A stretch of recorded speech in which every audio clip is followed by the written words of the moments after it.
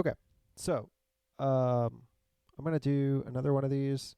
It's super late, so uh, this is like the last one I'm gonna do right now, and then I'll get to the other ones either tomorrow or sometime over the weekend. So I wanted to make sure that there's a second one on the channel. Anyways, I'm gonna watch this muted because your volume is super super high with the voices and stuff, and I don't really want to listen to it. I feel like it's gonna be more distracting than anything. So yeah, it is gonna maybe detract a little bit from the overall experience of watching the video. I do apologize. I know you said in the past that your Discord volumes and stuff are actually really, really loud. Maybe you could look into the system settings at some point or utilize. I don't know if you're running Windows or whatever, but there's built-in audio mixers to Windows that will allow you to overall turn down Discord. And then whatever program, I don't know what program you're using to screen grab, but that could also be something that you could look into the audio mixing as well. So I don't want the voices to be going off like it. I don't know. It's just weird to listen to multiple things at the same time.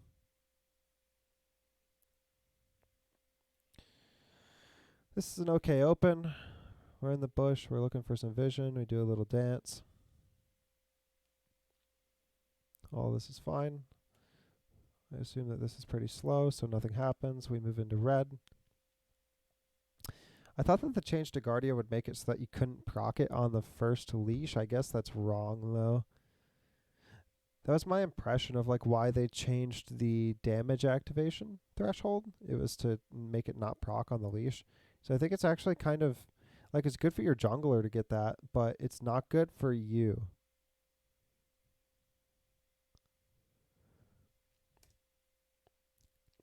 Like because then you don't have it in lane. So like you just ate that damage or your ADC did. So we're against Jhin Vel'Koz. So Jhin Vel'Koz is obviously a poke lane, but it's obviously a lane that we can look to play very aggressive in after level 2. Because they have no escapes. Like they have no way to get away from us. They have a lot of CC to push us back once we're there. Like if we go in and Jen can get like W and Vel'Koz E and those types of things, traps and all of that. Like we can be repelled once we're on them, but they have to take our W no matter what. And if they're using their hard CC to peel us, then our ADC is free to hit them. And we know that Jinx is a very strong 1v1 in the early game.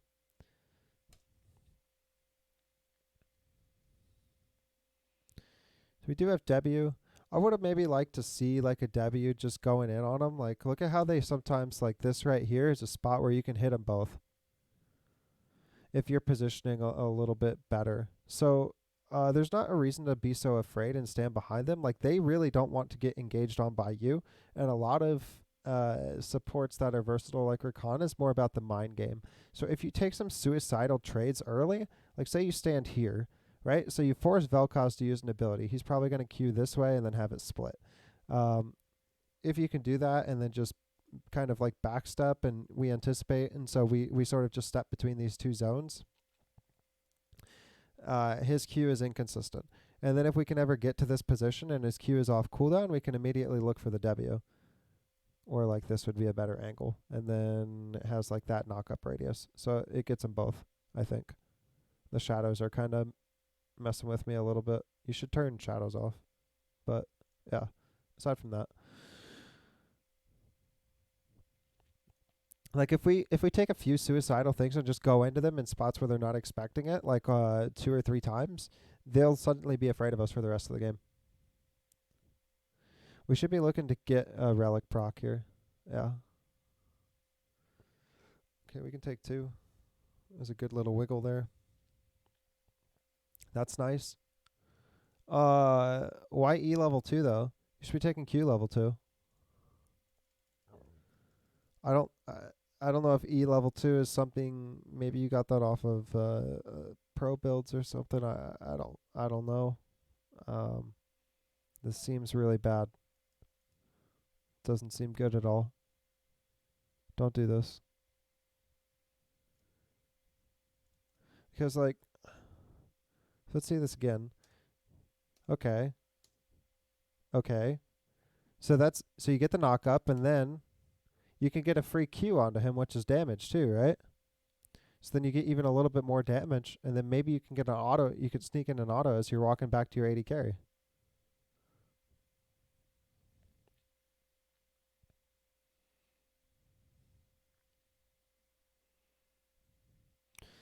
Now, like, we're putting our 80 carry in a weird spot whenever we do this weird loopy thing. So it feels like sometimes whenever I watch you play that your mind kind of gets stuck in a loop. And so you decided that I was going to walk here and that I was going to walk here. And I was going to take this. This is a binary action. I was going to do this because it was the right thing to do. And I think that that's kind of how you feel. But when your Jinx is like sits up here and then Jin kind of like walks up here and gets to auto like your 80 carry for free while you're like over here on your loop, you should walk back in. Like you should reverse this loop because obviously it's not the right thing to do here. Like Jinx does, she's very good in 1v1s like early because of her like ramping attack speed, but she doesn't have any more points in Q right now, so it's not ramping extremely high, and then allowing Jin to get a fourth shot off is obviously really, really bad. Like, you don't have any abilities, sure, but you could still be autoing and stuff. Just like your presence and autoing and stuff, maybe he autos you instead of your 80 carry. And you have biscuits, and you have 2 potions, and he only has 1. So it's much more valuable for you to take it than him. So now Jinx is taking a really bad trade. Yeah. And now the lane is like almost over at this point. Not like the entire lane, but this part of the lane. It's like almost over until the reset. Don't proc your relic shield on the melee. Always save it for cannon. That's something you should be actively, consciously thinking about all the time. Is it a cannon wave? Can I get a cannon? Not only does it guarantee cannon for your carry, but it also gets you the gold. It shares the gold. So that means that you complete the quest a little bit quicker. I love that. Love it. Great engage. I think it cost you 80 to see the cannon though. But that's not really your fault. I think it was a great engage. We could play more forward. We could play more forward here. We're playing kind of back. Okay, we step up again. I like this. So what we could be doing, so this dancing around in the brush thing might make you feel good about like, yeah, I'm clicking, so I'm doing something. Like I'm dodging an imaginary skill shot, you know? But the reality is that Vel'Koz is not sitting in this brush waiting to do this or waiting to like do this, you know? So he's not actually throwing a skill shot at you, so you're kind of just standing there for the sake of standing there. What you could do instead is actually like kind of like cheat the edge of the brush and then sort of like just poke in and poke out. Do these types of things. And then like move up a little bit, poke in, and then come back and poke out. And so you're just doing that to constantly threaten and engage. Like if they play any closer, if Jim plays like any closer and he moves forward to do anything at all, like right now he's hitting this minion, right? But you know that the next minion he's going to be hitting is this one. So if he tries to like move into it and then like move into it or something, you know, like if he does anything at all, you poking in and out of the brush means that he will die. Like even from this angle, that's inside of your range easily. So he's like not allowed to do that. And so what you do is you actually force Jin to play like this type of an angle to get as far away from the brush as he can. But what happens when Jin steps up this far to auto a minion? Maybe he doesn't have to auto that far. That's a little bit disingenuous. But let's say that he has to step up to like right here to hit those 2 minions. I think these are in his arc. So what happens when he gets to stand right, or when he has to stand right here to get the minion wave? What ends up happening is that you can actually take your positioning inside of the brush. Now, like we're moving back and forth between these 2 points basically, right? Like poking in and out, which forces him to move to this spot. So now what ends up happening is that you can actually now take this route and look for a flank. Because you know that like if Jin's playing the lane up here, Vel'Koz is not going to play the lane like in this brush. Not going to happen. And Vel'Koz is not going to play the lane next to this brush because you're there. So it's not going to happen. He might like throw skill shots, so it's up to you to dodge them and that sort of stuff, but he's not going to walk into you. He's going to walk up, maybe behind his carry, maybe more aggressive towards the river than his carry so that he can get a ward down or scout the river, you know, that sort of stuff. Relieve like gank pressure if any was going to be there. He might even like play like the center of the lane to position himself more aggressively against you. But we know where he's not going to be. And so in any of these lines, this flank is a winning line. Because it like if you move in this direction while Jin's standing forward. So let's say that Jin has moved up at this point. So Jin's moved forward. He's somewhere like in this zone right now. Okay. If Vel'Koz plays back and you're sitting right here, I'm gonna change the colors again. Oh no. It's a disaster. All right. So this is sort of your endpoint. So if Vel'Koz continues to stand here while you pull this flank, you get to just W onto him, you know? So you get a knock up. It's basically a free engage. Like, obviously, you're going to take damage. You're not going to do that unless there's some situation that calls for it, like mid is roaming down or jungler is trying to gank or something like that. But basically, like, you acknowledge that Vel'Koz can't just stand here because he's within your range. At the same time, if Vel'Koz is standing here, like on this thing, then that's also a winning line for you because now you can W in this direction and get them both.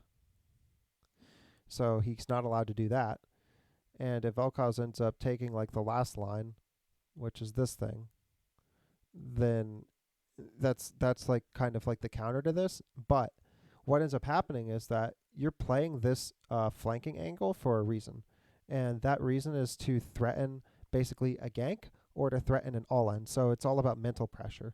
So when you put them in this position and you're able to pull this flank angle, you realize that Vel'Koz actually, from wherever he's standing, he actually has to move into this backward spot. And Jin probably also wants to retreat to this backward spot. So what ends up happening is you sort of push them both towards the river. So imagine if you did that like while Amumu was down here and wanted to pull like a gank. Like imagine Amumu clears his camp and takes maybe like a scuttle and then resets and then comes back to bottom. And before he wants to clear his camps, he wants to get a gank or just look for a gank. So maybe this would occur in like 20 seconds or something, 30 or 45 seconds, even at the most. Because of the way that the wave is, you can see that you have 1, 2, 3 minions, and they have 1, 2, 3, 4 minions, which means it's actually shoving into you, which means that there is a potential. You have to recognize that there's a potential, especially because you have a melee eating these autos. So these 3 are actually going to kill this caster, and then you'll have 3 casters to 2. So it's definitely going to shove into you. So there's potential for the carry to hold the wave, especially because you're playing with brush, so you're not seen. And they can't walk into you because they're squishy and have no escapes.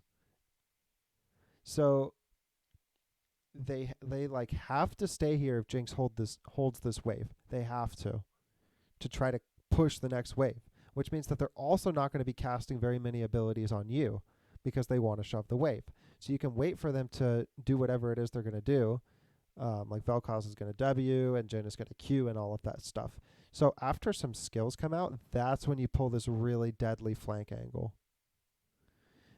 By that point, Amumu might be somewhere in the jungle, somewhere in the vicinity. And so you can take a bad engage. Like if they position badly, you can engage and actually get the full W on them, knowing that Amumu can back you up from the river.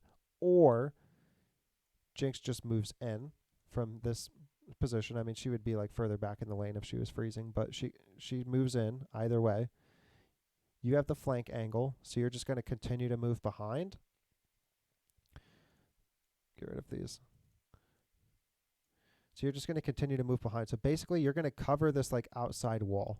So you're going to make sure that they have no path to the tower that doesn't involve getting you in it. So they're not going to want to do that.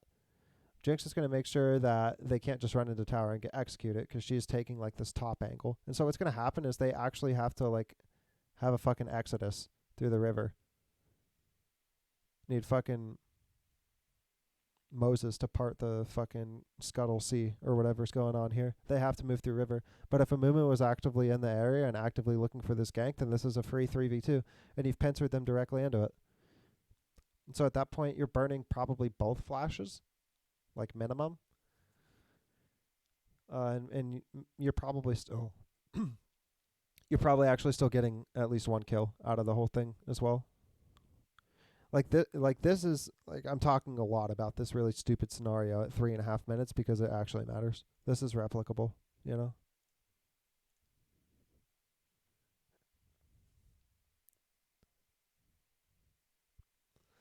Finally get a point in our queue. I'm sure Jinx is happy about that. Now that we have Q, so Q is kind of one of those things. You want to be looking for opportunities to set up the free Q on them whenever you can, because it's not an ability that you want to spam. Obviously, the cost is kind of high. All of Rakan's costs are a little bit high. Costs us 60. You know, you could use it 5 times pretty much on cooldown right now, maybe 6 with the mono regen. But it's definitely one of those things. It's pretty hard to just continually cast, so you want to make sure that it hits. But you want to be like kind of working with the positions and all that stuff. Make sure not to take these casters. Good. Okay. Yep, this is fine. You're going to assume the bot lane's recalling right now. It's a little bit unsafe for you to just be there doing that thing, because if they didn't actually recall and Vel'Koz's just sitting there with a Q and a Gen W and all that stuff, they probably end up burning your flash. Although, you never know. Like, if Jinx plays it correctly and just runs straight backwards, you can just E onto her and get out for free. Who knows? At this point, you know that they've pretty much recalled. So just W onto the back line. W onto the back line, Q a melee, you know, get in there, start fucking those minions up. Just deal as much damage. Doesn't even matter if you take 1 or 2 CS. Jen can't freeze here, so you're going back. Why did you delay your back? I don't know what that was. You just waited like an extra second. That was weird.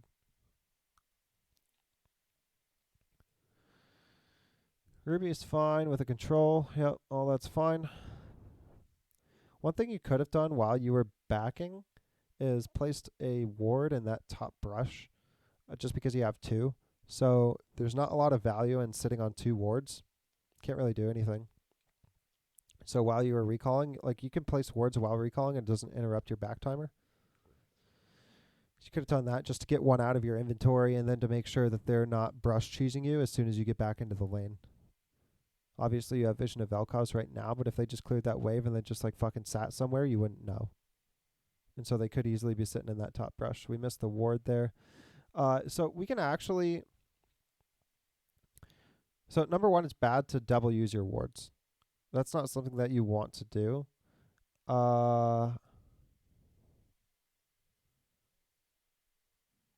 2, it's really strange how you chose to do it. So you went control ward. You went control ward and then ward right below the control ward and then went for the brush ward. That's really weird. Like, if you have the control ward down, you don't really need this ward. This ward doesn't really do anything for you. And to get the brush ward, let's go back.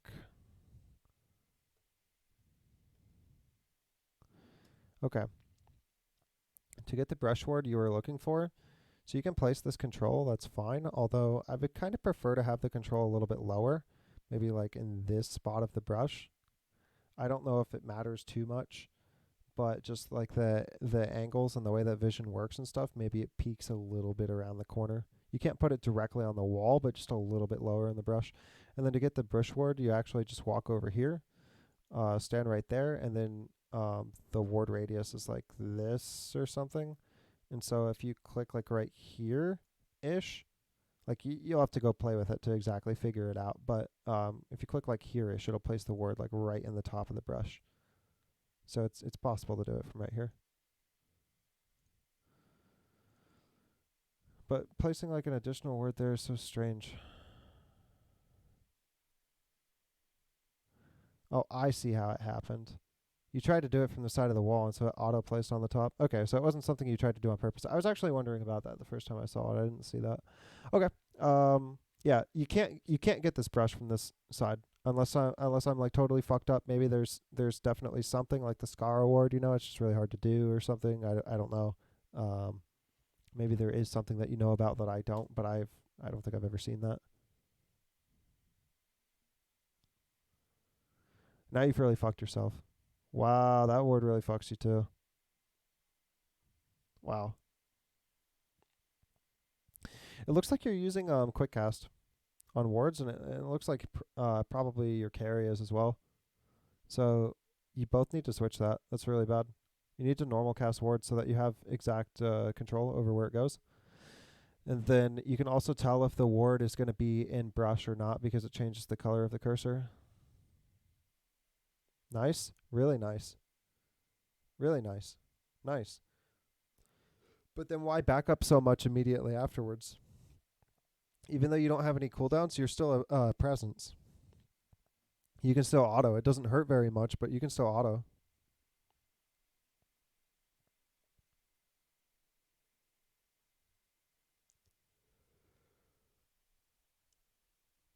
Also, I'm not totally sure about this one, but doesn't Rakan max Q these days? I'm not sure. It could definitely be W. I'm not positive about that. I just think it's I don't know. Maybe it's worth looking into. Because leveling the Q gives you additional healing, right? So even if it's not a standard max, we could identify that it would be useful on Rakan in this lane, since we've identified that we're against a poke lane and sustain beats poke. This is good. It looks like Jinx is hit the point where lane phase becomes very, very easy for her. Like, as long as 3 autos will kill the backline, cannon's nice. We don't have a way to establish vision because we fucked ourselves on that earlier, but I would love to have a ward on that dragon.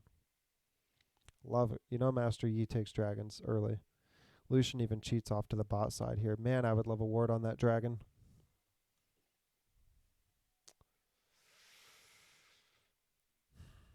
Also, we didn't look at Lucian's HP value or anything when he was mid, so we don't actually know. If maybe he was coming down for a roam or something, like it would be really strange to see a Lucian roaming, but you know, kind of one of those things. It's just something that we should look at.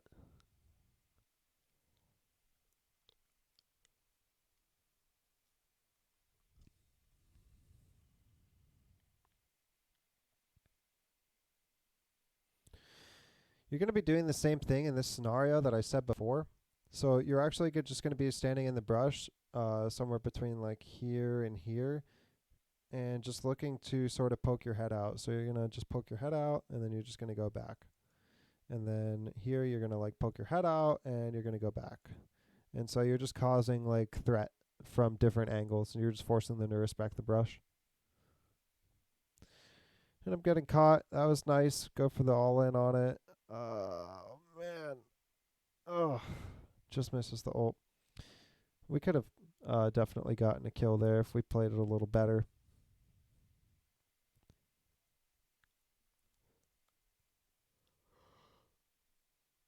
I like the thought, though, how you get like basically engaged on, but you just counter engage. That's something that Rakan is so good at. One of major strengths of him as a champion. That ward is really terrible because you guys are looking to back. Also, popping your potion was bad there because you're looking to back. Yeah, like I know you're looking to back because you shoved the wave and there's nothing for you to do. So you're definitely backing. So placing the ward there is wasting the vision time. I know that wasn't you, but just as a point, in case you ever want to do the same type of thing, it's bad. And popping the potion there, you don't need the item slot, so you just wasted 150 HP. It sounds like a nitpicky thing, but it's not. Like you're engaged. You're gonna get in there. You're gonna eat that poke damage. You're gonna eat that initial damage. Like you want that 150 back.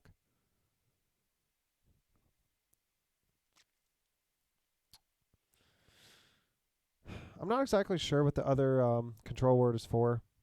You know, I like that we look at the other lanes there. We could have looked at Tristana as well. But, I don't know how much that control word is useful. I mean, we have the one that we placed, and we know that because of where we placed it, it's not really going anywhere. So I like taking the trap, denying that. That's nice. I would take that trap too and deny it. Doesn't even matter if Vel'Koz is there because you have Guardian and you have the ability to dash back to Jinx. His traps are on like 30-second recharge timer. Level 1. So taking those is like really It really sets him back. It really hurts.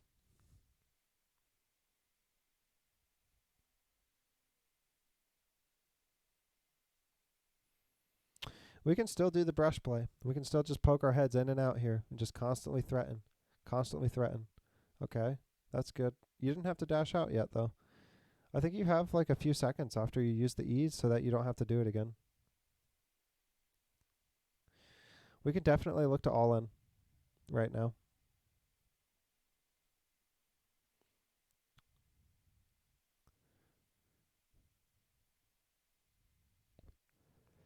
We could definitely look to all in.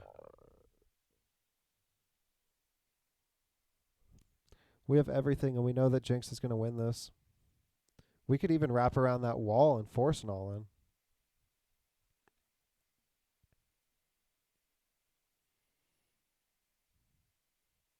Okay, we get a pink out. That's not so bad.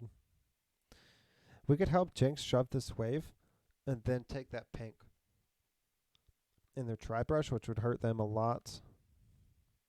Oh, hey, you got the ward. I guess you do know something I don't know.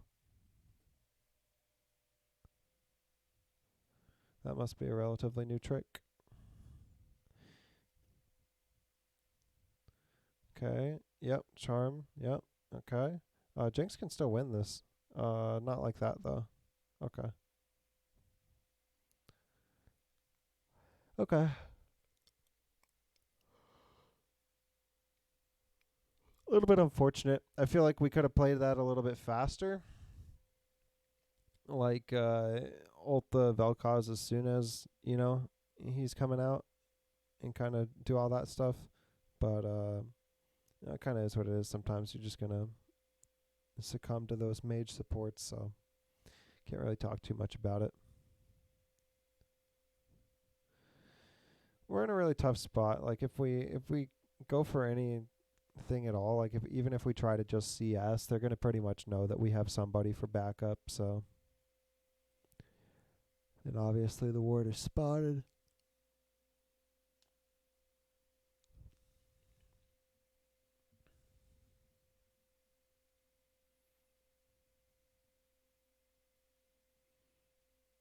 We know that there's a pink in that try, so we could just go clear it right now. I don't think that their bot lane is here right now. I think that they want it to back because they shoved into tower. It's usually like bot lane and low elo in my experience. It's pretty binary. Like you kind of like fight over the wave for a while somewhere in the center of the lane, maybe on one side or maybe on the other. But like if they push it into the tower and then they don't like stay and harass you or try to take a plate or something, they're just recalling. Like that's pretty much how low elo goes. They kind of only know that one thing. So pretty much knew that they were recalling, which means that you were safe to go take that pink sooner. When you were taking it though, they were kind of back. Like they were definitely in a position for you to get engaged on. This is a nice bait, but again, I don't think that Rakan ever goes anywhere by himself, so I think they should just know, even if they have no vision here. Just the fact that you're here should tell them a lot. Don't think this is a play worth going for you, and then you try to sneak it. Vel'Koz is looking, obviously. Yeah, and then you can't really do anything. Okay, we could have potentially gotten the Ignite on Vel'Koz. I'm not exactly sure.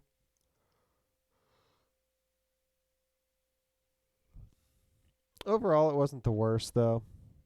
It's kind of just unfortunate that Vel'Koz read the situation and kind of stepped back. Otherwise, you would have had a much cleaner gank here. You could just look to clear that pink. Especially now that Master Yi's dead. What are they going to do? Like, that bot lane's just going to return to bot lane, so you get to clear that pink for free. That's good. One thing that you could have done in this, actually. Okay, so you EN. Hold on, let me watch this again.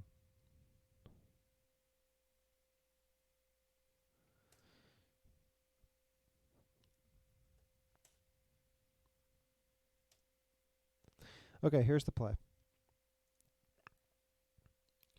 So if you want the kill, this is how you get it. You come from back here, you E in. This is E1. Okay? Then you flash, and then you R.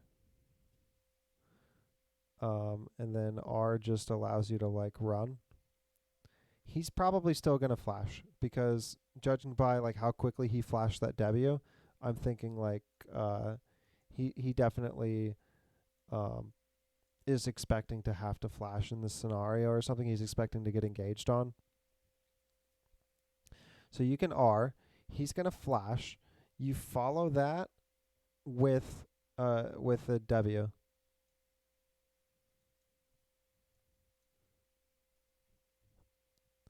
So what should end up happening is that like if you aim the W correctly, you'll actually catch him while you're still in your dashing thing in your ult. And so it'll actually catch like even if you just nick him with the edge of it, it'll charm him, which will walk him back towards you into that explosion radius. And then you can ignite and if this is something that's communicated, like I don't know what the call is here. I don't know what the communication is because everything's muted for me. But if the call, and this is a call that you could make before you even made this play, like before you dashed with E1, that's, you know, it's something that you could have seen and recognized. Like I'm seeing it and recognizing it. He was definitely dead. As soon as you dashed in, I know that he's dead. But maybe you didn't really want to kill him. Maybe you just wanted to W, keep him honest. You know, you take his flash. So now you have opportunities for the next 5 minutes, and you didn't burn your sums or your ult to do it. So what I'm expecting, because this is the play that has occurred, like because you didn't choose to get the kill, even though you could have, you have everything. You have no reason not to go for the kill here because you didn't. What I'm expecting is that you're definitely going to look to capitalize on the fact that he doesn't have anything for the next 5 minutes. So I'm going to expect like at least 2 gen kills by the 20-minute mark, or him to get like so egregiously like zoned off of farm and everything because he can't step up without flash.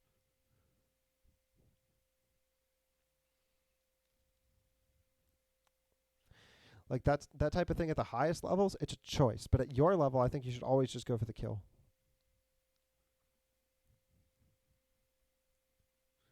This is good.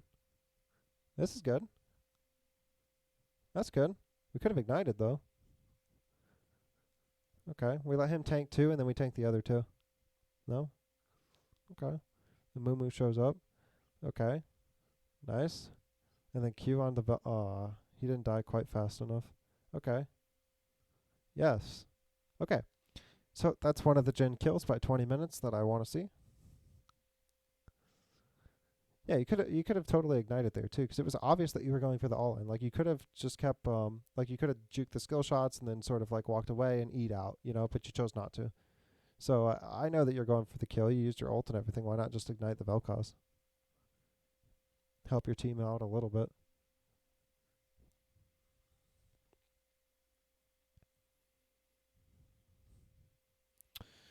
Here we get Knight's Vow. And what else? We could look for another cloth armor or something. Nope, just going to sit on 300. Okay. Well, we could have looked for anything. We could have looked for a couple fairy charms. I'm not exactly sure what items you're thinking about this game.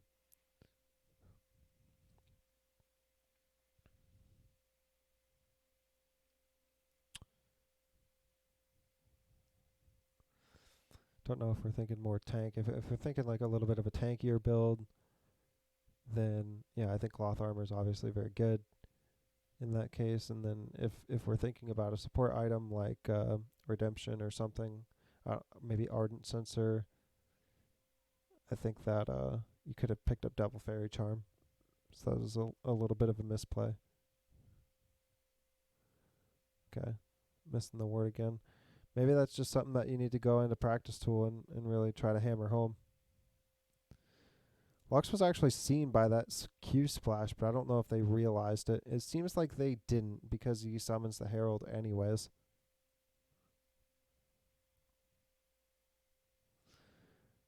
Now you can fight this right now. So as soon as Herald charges, you know that at least one of them and probably all three are gonna step in to take the tower.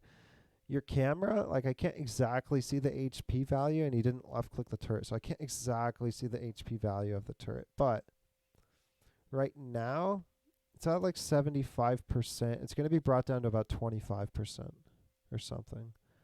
Oh, I can like barely make it out. It looks like it goes from like here to here out of this much. So that's maybe like 25 or maybe 30% or something. So you know that they want to step in and finish this off. Like low elo players can't stand just summoning the rift and fucking leaving. They have to take the turret after they summon it. You know that. It's like crack to them. They have to take it.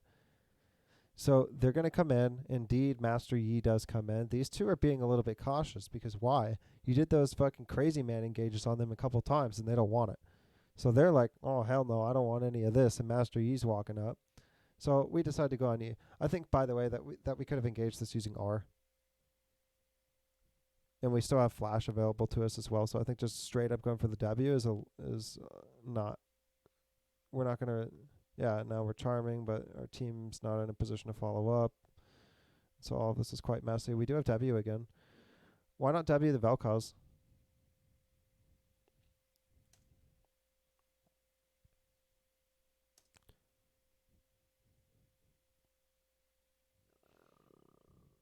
Like he's almost in range right now. And he's standing still. And you're eating like a ton of damage. Like that's true damage that's just refreshing. Are you just looking at this guy and saying like I ignited this guy and he's bleeding so he's gonna die or something? I think that you could just like walk to here and then go for it. And then Vel'Koz is dead. Instead we miss that. We don't use our flash to commit onto him. Now we could still commit with the flash. Flash W. Okay, we don't need to flash, I guess. We don't stick around to throw the Q either. Okay, so it could have been definitely played cleaner. I like the immediate back. I don't like whatever this is. The immediate back would have been so much more valuable than whatever you just got out of that. I don't even know. Don't buy Mobies, man. It's past the lane phase, man. You took the towers. Your team's already like moving around the map. It's not time for Mobies. Look, Mobies, this is where I'm going to stop the video. But Mobies is an item that you pick up for lane phase on heavy roaming champions. So Rakan could be a heavy roaming champion, but if that's the case, then you're not trying to stay in lane as much as you did this game. There was a lot of opportunities for you to leave, like places where I was saying like you could go get vision here, or you could go clear that pink in the tri-brush. I would love to have a word on Dragon here. Like in those situations where I said those things, if you picked up like Mobies before anything, because that's kind of how Mobies is, it's a little bit of a rush item. So instead of building like Knight's Vow, what we're going to do is we're going to build Mobies, and we're going to go get that ward on Dragon. And while we're doing that, we're going to drive by mid and just see what happens. We're going to see if we can get a kill because we have Mobies and we can. And then we're going to recall, and then we're going to run top lane and just see what happens because we can. You know, that's the type of item that Mobies is supposed to be like used as. It's almost like a perma roam. Like you still go back bottom, and then you just look to make a play bottom, you know, and then you absorb a little bit of gold and stuff. Like obviously you have the talisman, so you not talisman, but whatever the fuck that thing is called. I don't know the support items this season. Coach, by the way. So if you like have the thing stacked up and it says like okay, you can kill like whatever 3 minions or something, then it's like okay, it's time for me to go back bottom. Like I don't have any more time to roam. But you get a charge every like 20 or 30 seconds, which means that you have that whole window. So you get all 3 charges, and then you make sure that your ADC is fine, like the lane is shoving, so that they can recall and get a reset and all that good stuff. And then you just fucking leave. For like you go mid, and then you recall, and then you go top, and then you recall, or you go top, and then you recall, you go mid, whatever. You know, you repeat mid. Who cares? You know, but you're just gonna do that for like the next minute. And then you're thinking like, okay, I have like 3 stacks that I could use in the next like in 15 seconds I'll get my 3rd stack. So I want to go back bottom. And so that's what you do. So that's what Mobies is designed to be used for. It's not saying like, oh, Mobies are like the best item on Rakan because it just scales the best with his kit or whatever. That's not at all what that item is about. Those boots are actually, they get worse and worse as the game goes on. So it has decreasing value. Like the best way to get it is like first item. Legit. Anyways, I'm going to stop the video from here. I don't really care about the rest of this game, but hopefully you found that relatively insightful.